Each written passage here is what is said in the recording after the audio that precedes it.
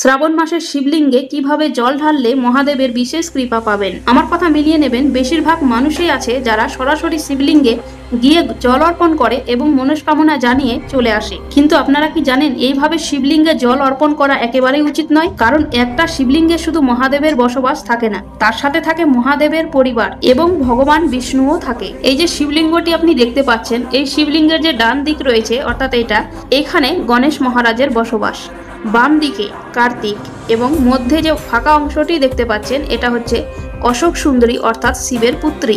এবং যে স্থানে শিবলিঙ্গটি স্থাপিত আছে অর্থাৎ ঠিক এই জায়গাটা, এটা মাতা পার্বতীর হস্তকমল অর্থাৎ এটা মাতা পার্বতীর স্থান। আর এই জায়গাটি যে দেখতে পাচ্ছেন এটা হচ্ছে ভগবান বিষ্ণুর স্থান। তাই প্রথমে আপনাকে জল অর্পণ করতে হবে গণেশকে, এবং দ্বিতীয়ত কার্তিককে, এবং তৃতীয়ত অশোক সুন্দরীকে, এবং চতুর্থ মাতা পার্বতীকে, এবং পঞ্চম আপনাকে করতে হবে ভগবান বিষ্ণুর স্থানে, এবং সব থেকে শেষে ভোলে বাবার শিবলিঙ্গে অর্পণ করতে হবে জল।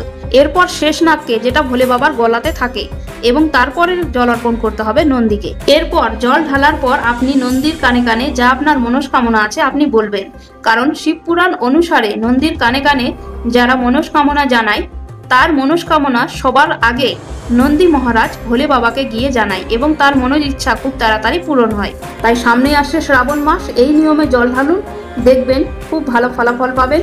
এবং নিরামিষ অবশ্যই খাবেন শ্রাবণ মাস গোটায়, তাহলে বেশি ভালো ফলাফল পাবেন। তাই সবাই ভালোবেসে বলো হর হর মহাদেব।